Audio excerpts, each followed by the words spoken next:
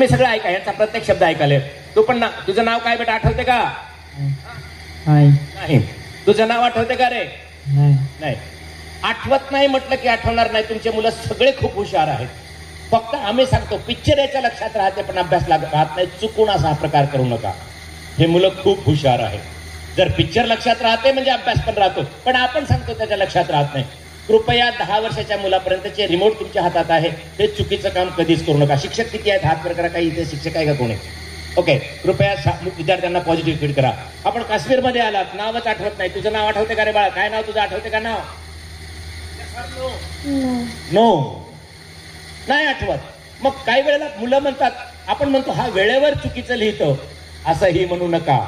जे 10वी 12वीचे मुलं एवढंच म्हणा, मी केलेला अभ्यास वेळेवर आठवतो आणि वेळेवर मला चांगले मार्क्स मिळतील, तर तुमचे पर्सेंटेज वाढतील. कारण मेंदूला प्रॉपर सूचना द्या. Brain is a super computer. त्याला प्रामाणिकपणे सूचना दिल्या की मेंदू व्यवस्थित काम करेल. त्यांना नाव पण आठवत नाही, माफ करा, हळूहळू तुमच्या लक्षात येईल. झोपलेलेही नाही आणि जागेही नाही. प्रत्येक गोष्ट माझी आज्ञा पालन करतील. सगळे छान वागतील, नाचतील, गातील, खेळतील. मग ही मनाची नैसर्गिक अवस्था आहे. या अवस्थेत स्वतःहून जाता येतं आणि परत येता येतं. त्याला स्वसंमोहन म्हणतो.